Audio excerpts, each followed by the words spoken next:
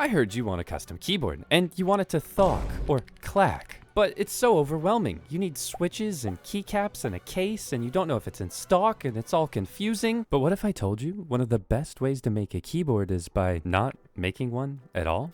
Wait, what? My whole existence was a lie? Well, howdy hey, I'm Hipyo Tech, and I try keyboards so you don't have to. And don't get me wrong, I still love building custom keyboards, and I'm even gonna show you some reasons why you should as well. However, what if you didn't need to build a keyboard? And what if it was still really good? Well, in this video, I'm looking at a budget keyboard that you don't need to build. However, I'm gonna be doing something a bit different. Because normally, if a keyboard is cheap, then it has flaws, right? Like there's something wrong with it that you need to fix. Well, let's flip the script, because in this video, I'm gonna be removing all of the foam from this keyboard, and I'm gonna be showing you that it's actually really good. Now I know what you're thinking, that's insane, Hipyo. You can't remove all of the foam from a keyboard. It's gonna sound terrible. Well, all I can say is just trust me on this one. It's gonna make a lot of sense. Now, before I show you what this keyboard sounds like when I get unhinged and take it apart, this video is sponsored by Epomaker. However, when working with keyboard brands, they cannot review my video, they cannot tell me what to say, and all of my thoughts are my own. If you don't believe me, just watch my other Epomaker videos. Now, before I got this keyboard, I took a quick look at their product page, and I spotted a few peculiar issues. And by peculiar, I mean wrong. Like, just purely wrong. And as I appear throughout the video, just know that something bad is about to happen. Now, the keyboard we're going to be looking at today, I handpicked from their website and said, send me this, and then pay me to look at it. And they said, yes, okay. Now you're probably wondering, Hipyo, why did you pick this keyboard? The unboxing experience seems really bare bones. There's like 2 switches, a cable, and a switch puller. What? Well, it's not because I was sick with the flu for 2 weeks. It's actually because, wow, those switches are very smooth. Speaking of sick, however, this cable is not very sick. It's just a normal USB-C cable, although the switch puller is a good touch. Now, the keyboard we're looking at today is the Epomaker X. Wait, is that right? Feker?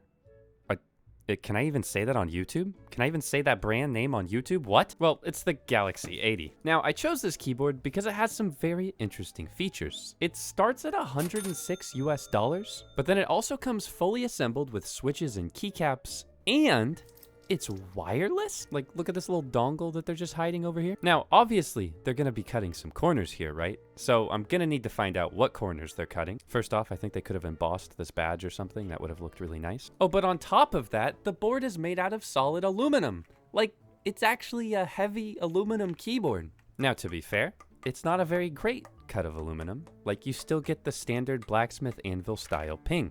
This isn't some super fancy 6063 mock grade Hipyo Tech level aluminum. The solid aluminum build not only withstands daily wear and tear. That was just from my screwdriver, you guys. It's a bit of a stretch, really. And as I've said before, sometimes plastic can actually be better than metal. So we're going to be putting that to the test later in this video. However, for those of you that are now broke, it has a Mac option and also an on and off switch. Also, if you hear any ribbits in the background, my poison dart frogs are ribbiting. Yes, I have poison dart frogs. Now, my first thought with this keyboard was, wait, don't these keycaps look kind of familiar? Okay, let me just see real fast. 1 second. Hold on.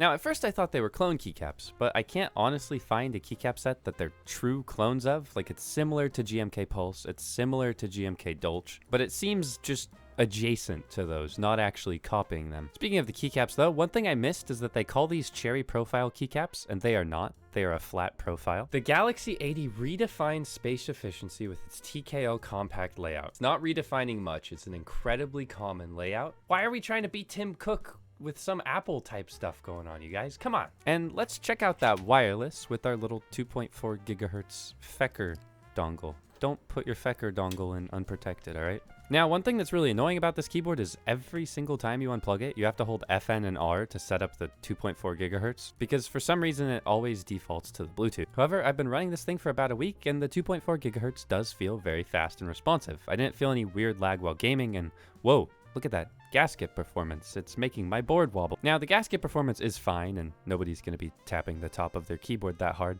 and the RGB is stellar, or maybe even cosmic. With a lot of keyboards, you don't usually see the RGB this heavily, but I'm really happy with how bright it is. Now, as far as the software goes, at first I thought there was literally none. So I was about to make this whole entire video and be like, wow, it's terrible, garbage. And to my credit, it wasn't on the website. But I did send Epomaker an email and they did send me the software. And honestly, it's really sketchy. It's really clunky, but it does work for rebinding keys and the music mode is pretty cool. Here, check it out.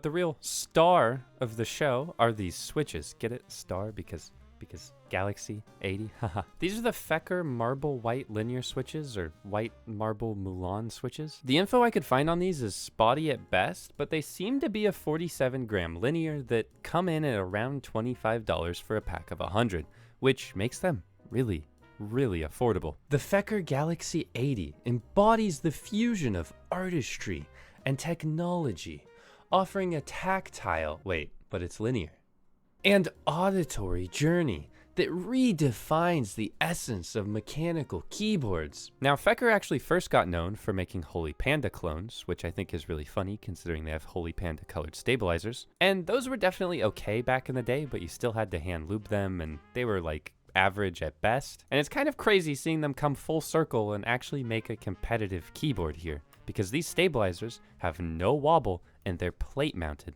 They also have no rattle, which is really shocking. Speaking of shocking, the PCB has south-facing LEDs and is hot swappable. You can also see some foam installed in there, which don't worry, we're still gonna talk about the foams. Now, a lot of people have been asking me to open up my switches when I review pre-built keyboards. So let me just pop one of these open real fast with my switch opener and show you the insides. Now it's kind of just like a standard switch on the inside, and I hope you appreciate how pretty this B-roll is. And I do really wish that other keyboards like this came with other options for switches like tactiles or clickies. Now the factory lubing on these is a little bit inconsistent, however it is very thorough, so they will feel quite smooth and sound quite nice, I hope. Speaking of quite nice, while I don't really like the profile of these keycaps because it's a little bit too flat for my taste, for them being just a cheap set of double shot PBT keycaps, the colors are very clean, the look is very clean, and they are quite thick and quite well made. Also, if I haven't mentioned already, the keyboard comes in 5 different colors, and all of the keycap sets are very pretty. However, I did have some weird scratching durability issues with mine, where the tops of them scratched quite easily. So they're not the most durable keycaps in the world, keep that in mind for sure. Now, as you can see here, they aren't perfectly flat keycaps, and there is a little bit of variance between each row, and they're really quite a weird keycap to type on. So I do think that would be one of the biggest barriers to anybody getting this keyboard, is it's kind of weird to get used to typing on it. Speaking of typing,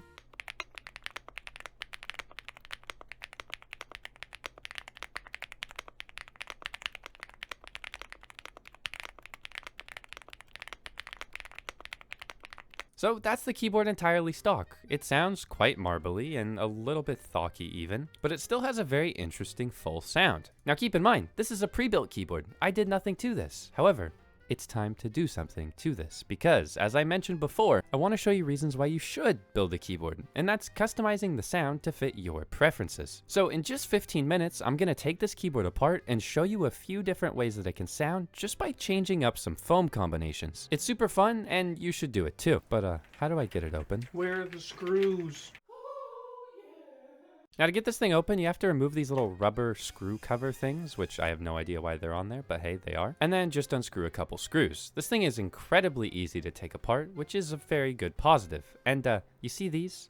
These are not leaf spring gaskets. So this, what you're looking at, is a leaf spring gasket. Now look at this. Now look at that. Now look at this. You seeing the problem here? This is clearly just a normal style gasket that they're labeling as a leaf spring because the leaf spring is maybe more of a buzzword. What is good, however, is how many options of foam that they give you. The Galaxy 80 mechanical keyboard integrates a symphony of premium materials, including Poron sandwich cotton, IPXE switch pad, PET acoustic pad, EMDP switch cotton, and PET bottom pad. But like, why is there just random grates cut into the keyboard here? I have no idea why they did that. Now, I'm going to be removing the case foam here, but no matter what you do, do not remove that plastic sheet, as that's what prevents the keyboard from short-circuiting on its own case. Now you're probably wondering, why are you removing the foam, Hipyo? I want the keyboard to sound as thocky as possible. And that is true for some people. However, I do want to stress that the keyboard hobby is entirely about preference. Some people like a clacky sound, some people like a thocky sound. And a lot of people say foam makes every keyboard sound the same. However, I couldn't disagree more. Each piece of foam has a unique thing that it does to the sound profile of your keyboard, and to say that all foam makes every keyboard the same is a really big generalization from people that obviously haven't tried a lot of keyboards. Contrary to what you'll see in some Discord servers, there is no right way to build a keyboard. I try and express as often as possible that my whole channel is preference. Like if I say something is the best, it's the best for a certain budget or something like that. And ultimately what I hope you take away from this is that you should experiment with different things in your keyboard rather than just taking what one person says as fact and running with it. At the end of the day, this hobby is about having fun tinkering with a desk object, and if anyone tries to make you feel otherwise,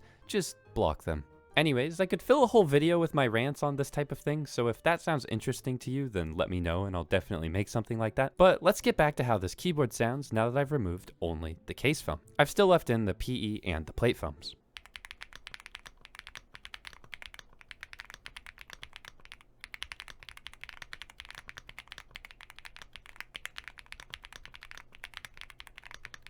Now, removing that case foam did add quite a lot more flex to the whole entire build, as that foam isn't blocking the gasket. This could be a pro or a con for some people, as the flex is incredibly bouncy. Also, as you might have noticed, the keyboard sounds a little bit clackier because I removed the case foam. This could also be a pro or a con. And this was the easiest foam to remove, so it's something I definitely recommend you try at home. Now let's do something a little bit crazy. Generally, the best way to judge a budget keyboard is you remove all of the foam. If it's a terrible keyboard, it will sound incredibly pingy, incredibly hollow, and that's generally not pleasurable to most people. Also, I feel like this needs to be said, do not try to peel your PCB away from your switches like this for a quick way to disassemble it. It has a decent risk of popping out a hot swap socket.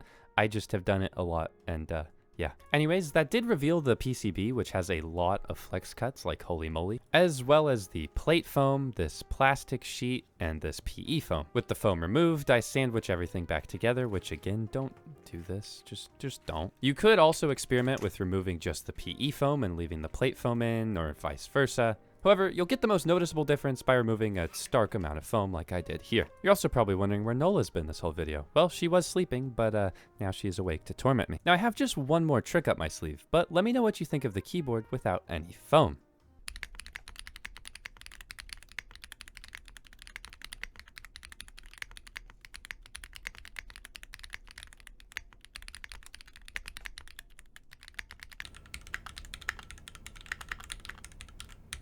There's definitely a ton more clack, a ton more gasket flex, which could be a pro or a con. Now, there really isn't much ping here, and in general, I'd say the keyboard sounds pretty perfect for being $106, remember that. However, I do think there's one thing that we can improve because there's just a tiny bit of metal on metal contact. Now, this is a mod that can be done on basically any keyboard that has any form of metal on metal contact, and it'll reduce a ton of the ping.